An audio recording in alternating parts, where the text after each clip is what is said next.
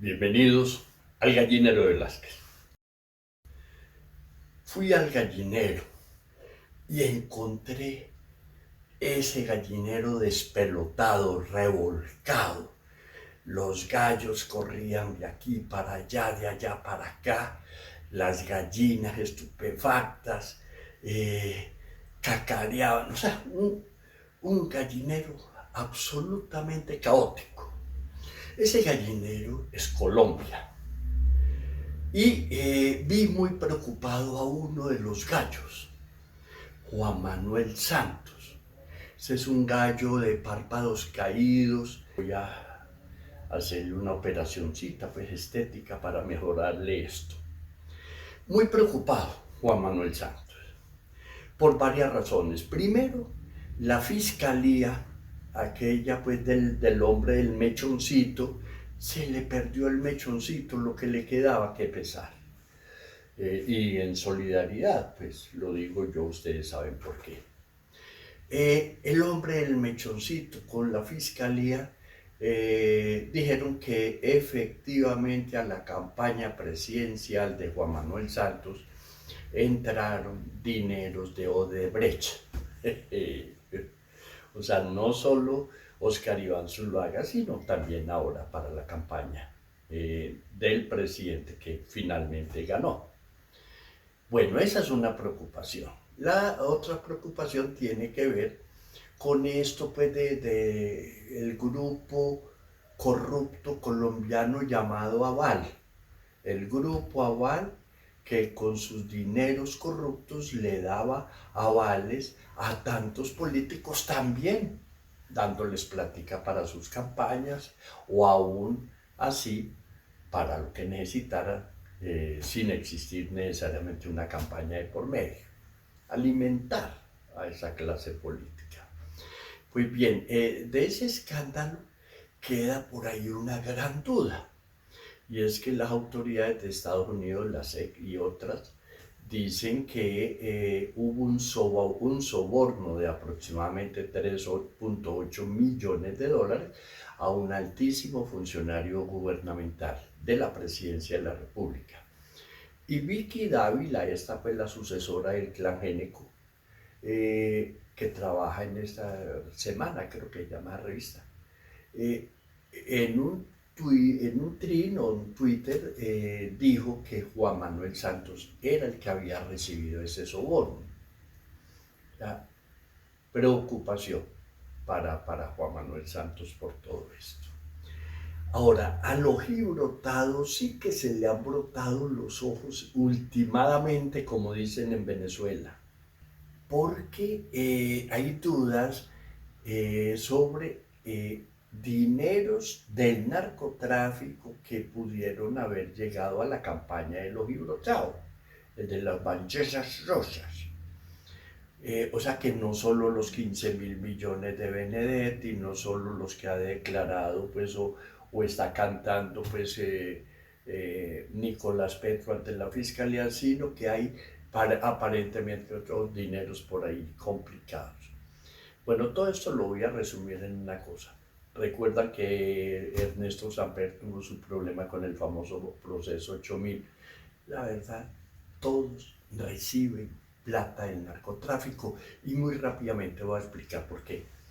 El mercado mundial de la droga, de la coca, es de aproximadamente 300.000 millones de dólares. Y Colombia es protagonista, como el gran productor, el gran exportador.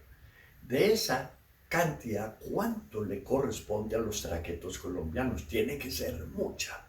¿Cuánto le corresponde al Clan del Golfo y a esos otros cartelitos chiquiticos que aparentemente nadie conoce o por lo menos nadie habla de ellos? Pues bien, ¿cómo entra esa plata? Pues hombre, mañana el Clan del Golfo va a hacer un despacho de 500 millones de dólares. Esos 500 millones entran a Colombia, los 500 millones se tienen que cambiar por pesos, esos pesos salen y los poseen entonces pues la gente del Clan del Golfo, pero uno del clan dice, hombre, voy a comprar un apartamento, una casita aquí por Las Palmas, en Medellín, que solo vale 10.000 millones de pesos. Esos 10.000 millones no los tiene en el banco, aunque probablemente los tenga, uno no sabe.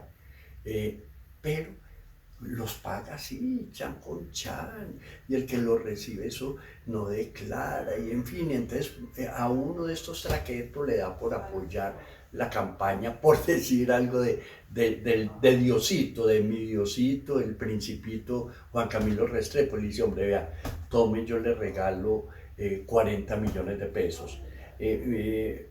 Mi Diosito recibe los 40 millones de pesos en efectivo, eso no hay que firmar recibo ni nada de eso. Con esos 40 millones de pesos los paga un amigo para que le mande a hacer cachuchas, camisetas y demás. Yo soy el reyesito, el hombre hermoso, inteligente, un berraco, voten por mí para la alcaldía. Y, y el que lo recibe, pues nada, eso tampoco lo declara. Entonces, esa plata no entra en la campaña. O sea, no se declara mejor. Y así es. En un país donde la economía subterránea es tan importante, esas cosas ocurren así, subrepticiamente, dirían algunos, subterráneo, como quiere Petro que ocurran algunas cosas en el país. Y en ese gallinero revuelto me encontré también pues otra cosa, y es que, hombre, un gallo me dijo que eh, desde hace 2 meses el gallinero presidencial sabe de un plan para asesinar a Zapateiro. Zapateiro es aquel de Ajúa, ese que sufrió tanto con la muerte de Popeye, pues, y que le mandó un sentido pésame a la familia de Popeye, tan querido de Zapateiro. Y María Fernanda Cabal, pues la flor de la inteligencia colombiana, que había un plan del ELN para asesinarlos hace 2 meses y no habían dicho nada. Uno no entiende esos silencios de este gobierno y uno no entiende si rodó la cabeza de José Antonio Campo, de Cecilia López, pero no rueda la cabeza de Rueda, porque Rueda, ese es un cómplice del ELN, ama al ELN, habla bellezas, le hace una cochinada y él dice, no importa, hizo la cochinada, pero avisó, no sé, ese Rueda. Pero lo que sí van a caer son las cabezas, o van a rodar cabezas, de muchos ministros que antes de un mes, si no muestran resultados, se van. Y a propósito de ministros y de Petro, lo que voy a decir es cierto. Cecilia López, José Antonio Campo, ellos se veían con Petro en las reuniones de los lunes del Consejo de Ministros, y no más, no lo volvían a ver.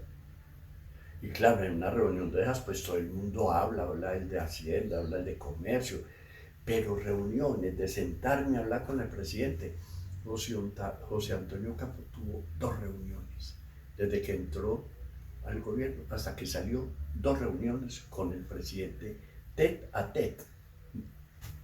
Increíble, increíble.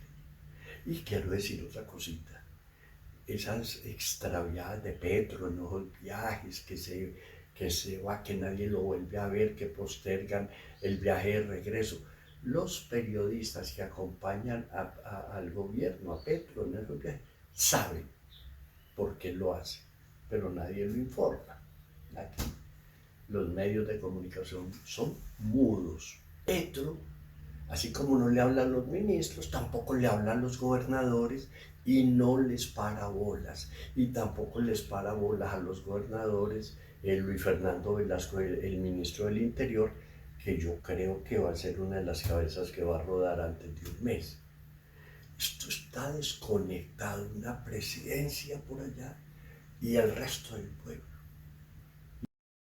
Que quiero anunciar públicamente que comienza su renegociación. Bueno, Elohim Brochao, el de la Pancheta Rosa. Primero, estoy muy preocupado con él. Yo no sé si la cabeza se le está reduciendo, porque fíjense, esos sombreros le quedan, no le dejan ver nada, o sea, le quedan o grandísimos, son sombreros grandes, o la cabeza se le está reduciendo. Yo creo que es esto último porque al reducírsele la cabeza se le brotan los ojos. Detalles, detalles. Pues bueno, dice Petro que se va a revisar el TLC con Estados Unidos.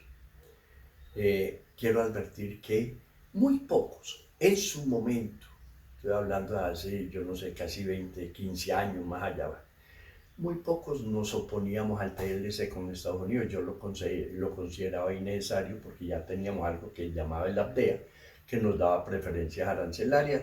Estados Unidos vendía sus productos a Colombia, pero estos pagaban impuestos. Entonces lo que hicimos fue firmar un tratado para nosotros poder seguir vendiendo libremente en Estados Unidos como lo veníamos haciendo, pero para concederle a los productores estadounidenses el privilegio de entrar libre de impuestos al nuestro. Eso era básicamente. Los resultados son malísimos. Un aumento realmente pequeño, muy pobre, de 20 y pico por ciento en 12 años, ¿cierto? Concentradas esas exportaciones en muy pocos productos. De hecho, en el cuadro que ustedes ven allí, no estoy considerando petróleo. El petróleo son el 50%, el petróleo es el 50% de las exportaciones colombianas hacia los Estados Unidos. Queda un remanente, llamémoslo así, de 7.000 y pico de millones, de los cuales casi el 60% corresponde solo a productos muy tradicionales como la fruta, el café, las flores. Nada nuevo estamos haciendo.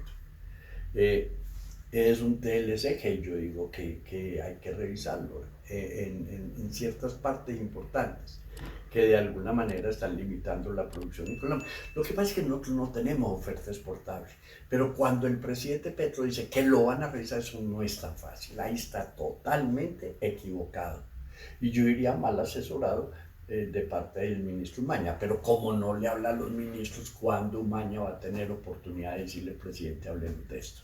Eso no se revisa así tan fácil, eso tiene que ser de mutuo acuerdo y se pueden crear comisiones para analizar casos críticos, sensibles y demás, pero no para revisar TLC. Con ese vamos a seguir así como está creando.